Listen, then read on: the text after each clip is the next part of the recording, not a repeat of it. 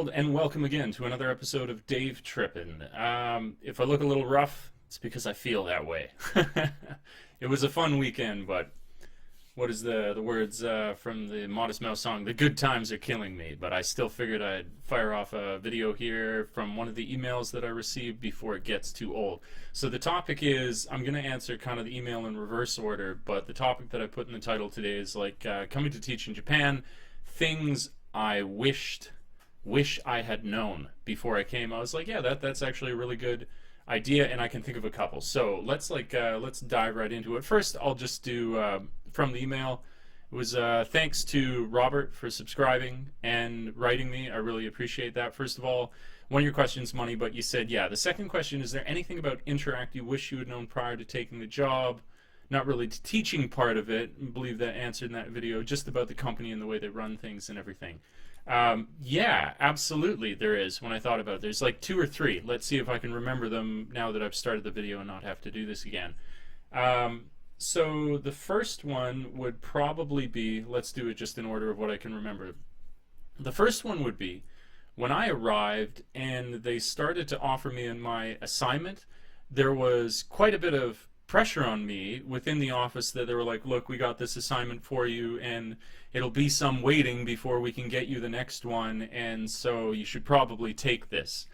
If you have the desire, it's not like you get exactly what you want, right? You don't get to say, I want to work in Tokyo to begin with, but you can say a general area, and it's worked out really well. I'm happy. I like where I am, and now I can't imagine it differently, but I wish I'd known when I first signed up that you can wait. If they said something to you like, it's really, really urgent, it's not as urgent as they're making it out to be. They're acting on their own convenience, which isn't strange. Of course they're going to act in their own interest. They're a company. The company acts in its own interest. That it so happens that your goals align, they need you, you need them, is good, but priorities are that they're going to do what matters most for them. But it also doesn't make sense for them that they're not going to have you over, and if you were to refuse that first placement, like they're going to be saying to you, no, time to go home, you got to take off. So with that said, if you want to wait for it and you're like, you know what, when I look on the map, even though you say that's not too rural, it looks a little bit rural to me, I'm going to wait, if you don't mind, for this additional week or something like that, and they'll generally help you, with that. It's not going to cost you a huge amount of money. I wish I'd known that I could have been a little more patient about waiting on things in that respect. So that's the first thing. That's what leapt to mind when I think about the other thing that I wish I'd known. I've kind of learned because I pay attention to this, but it's that Interact has a habit of making policy changes. That's what I'm kind of speaking about. The question was Interact, I would say generally. Probably you got to watch this with all companies. Just watch your paycheck like a hawk, because there can be pay changes that occur, maybe not always, like this is maybe if you're there for a year and then you're continuing into the next. There may be subtle changes to the way that things have been working, and they don't tell you about them, and so you'll look at your paycheck and you should catch that as soon as possible so that you are in the know, because they don't always let you know. I'll give you a perfect example just recently where I looked at my paycheck and I am reimbursed for the vehicle that I use. I was reimbursed something like 40,000 yen a month, where I pay 20,000 and the company pays 20,000, so it costs me 20,000 of the 40,000 that I get billed. But then I noticed that they were, what is it that they were doing? Their allowance that they would give me, which was regularly 20,000, turned out to be 18,400, and I was like, well, why are you not really telling me about that? And it looks as though I'm just getting paid less. And when I checked, now that I realized it, that actually went 2 months in.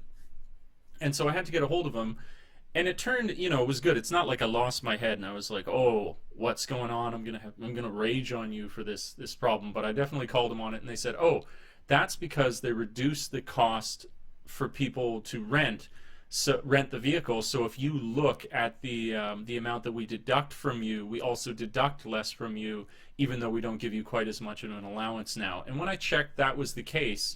But these little things shouldn't slip by, because then I noticed as well that we, for example, they've changed this. where it used to be that you would give them a sheet at the end of the month and it would say your transportation costs, and you would give them a per kilometer record of what it was that you were paying out.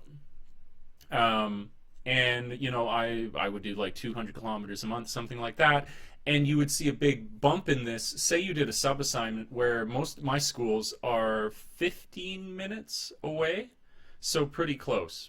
I see a slight lag in the video. I hope that doesn't affect the video. But when you do a sub assignment, I've had some where I went 2 hours away, and so you claim that, and then you get a big boost in the amount that you're paid for that month because you went so far.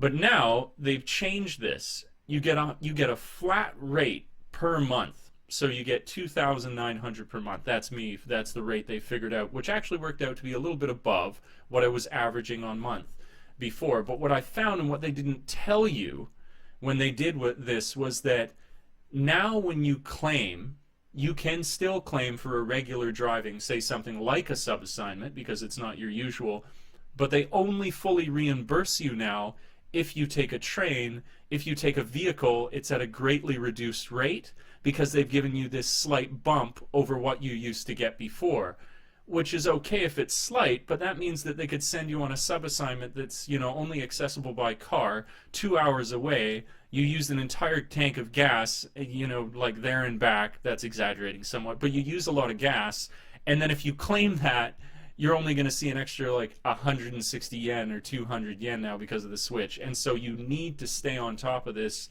You need to hold them accountable for these changes and get them to explain them to you, or you're just going to be watching money go into your account, you know, month to month, and wondering why it's fluctuating so much with no real understanding of how you're being paid. And that's how people nickel and dime you. That's how people steal from you, essentially, because you don't understand the system.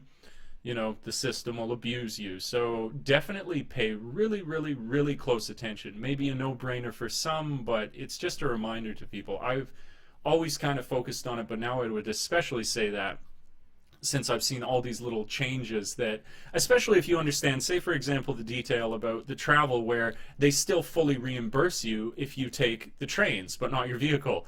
Well, you could be like, okay, screw you guys, so you'll only reimburse for that. When you get that assignment, if you could get to it by train, then go by train, because you can make sure then that you're given that money back. You know, understanding the system is really important. So there's the two. You can hold out a little bit in terms of where it is exactly that you want to go. You should as well do the very, very close attention to your what should we call it, your pay stub.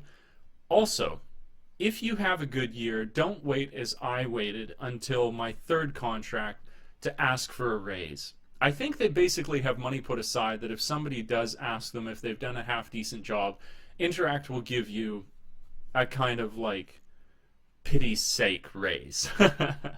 They're not designed for you to have a career. It's called, I would almost call it like a rookie mill. You know, you go into here because you don't have a ton of experience teaching, and maybe once you've built some, you could go to a different company. There are other companies that pay more, but they usually require you to have a little bit of teaching experience. So that's an additional thing to think about. Was that three? I'm in pretty rough shape, people, so I'm sorry if it's kind of disjointed, but let me list them there. Yeah, so it's watching your paycheck, it's holding out, it's asking for a raise after your first year. If you want a raise, don't be like, I'm going to build up rep and go for, you know, wait until and get that super raise in my third year. No, ask for it every year, because the guy who asks in the second year and the guy who asks in the third year is probably going to get the same raise. So you might as well get it in your second, not in your third year. That's something else that I would recommend. I had one more thing I was thinking about before I made this video. What would it have been? Damn it, I can't remember. I can't recall. Maybe I'll put it up in like a note here or something if I can recall after the video what exactly it was that because I felt like I had 4, but now it's only 3 that I've come to. It's okay because it's only like a 10-minute video. The other thing that I was asked about, I'm doing this email in reverse order, this is just kind of a tag on at the end, is you know, they recommend, the amount of money that they recommend to bring is about, you know, $4,100 US in exchange, and that's totally overkill. Honestly, the if you think about it, what they're going to ask you for is like, excuse me, first and last month's rent, a couple of insurance fees. If you come over, I solidly believe you would be like well over what it is that you would need if you had 3,000 US. You could probably scrape by if you had 2,500, and the company also includes the option to be able to take out a small loan with them. So I think you would be fine if you were to have, you know, the 2,500. It's killing me that I can't remember what that other thing was for if I came here. I remembered what it was, and I wanted to put it into this video.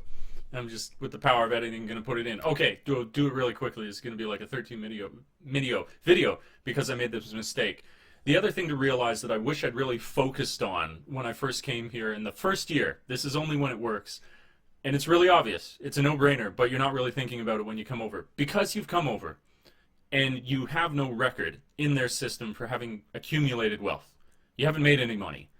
You don't get taxed in your first year. Nothing at all, basically. So if you're looking to save when you come over, the best saving you will do is in your first year.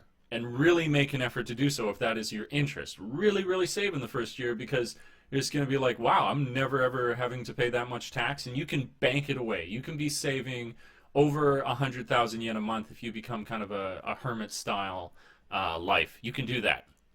Back to the rest of the video.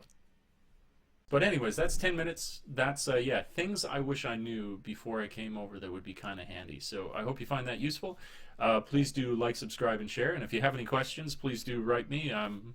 Evidenced by this video, I'm responding to emails and any comments down below, the sort of questions that people might have about teaching or living in Japan.